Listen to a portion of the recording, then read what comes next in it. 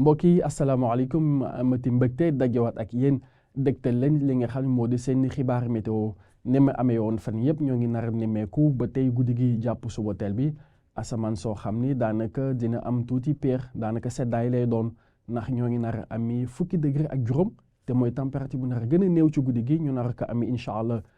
ci Louga waaye nag suba moom buñ ci yegg daanaka asamaan si dina xaw a néew loolu li nga xam ne moo di ay niir. te loolu nag dina jur tàngoor boo xam ne dina xaw a tar tuuti rawatina nag ci digg réew mi ci Kaffrine ndax foofu ñoo ngi fay xaarandi ñeent fukki degré ak benn te muy tàngaay boo xam ne xaw na tar loolu ñu xool balaa boobu suñu nataal image satellitale ak asamaan soo xam ne dina am ay niir yoo xam daañu doxantu waaye fu mu nar a gën a amee solo mooy ci soowu réew mi jàpp bët saalum réew mi suba nag buñ ci yegsee ci bëccëg bi daanaka asamaan si dina néew loolu li nga xam ne moo di ay niir. waaye ngelaw li nag mi ngi wéy di jógee ba tey ci bët Saalum Mauritanie daal di dugg si bu baax si réew mi ni nga ko mën a gisee ci natal bi daal di àndaale tuuti tàngoor ngelaw li nga xam ne moo di alizé moom di wéy di ëpp li nga xam ne moo di peexu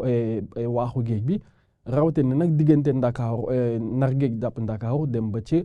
Casamance mbokk yi ci wàllum température ñoo ngi xaarandi température yoo xam ne dina xaw néew loolu guddi gi jàpp suba teel bi ndax fukki degré ak juróom moo nar a doon température bi gën a néew ñoo ngi nar ko ami incha allah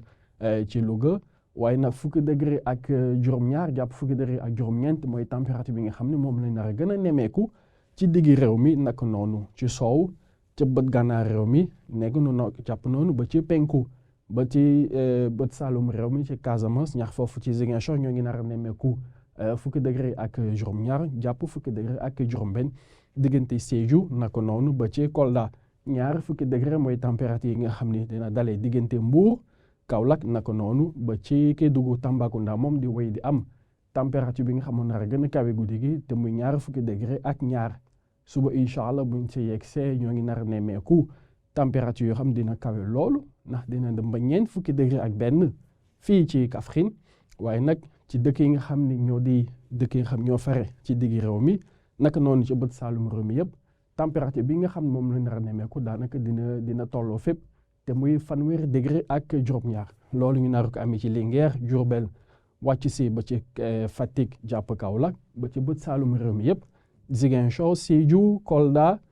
Tambacounda jàpp ba Kédougou bu ñu demee ba ci penku réew mi diggante Matam jàpp Bakel ñoo ngi fa nar a nemmeeku fanweeri degré ak juróom-benn jàpp fanweeri degré ak juróom-ñeent waaye fanweeri degré ak ñett jàpp fanweeri degré ak juróom-ñaar ñu nar ko amee ci dëkk yi nga xam ñoo ne diggante Mbour. Thiès naka noonu Louga Ndar Géej ba ci Podor Ndakaaru moom di wéy di am ñaar fukki degré ak ñett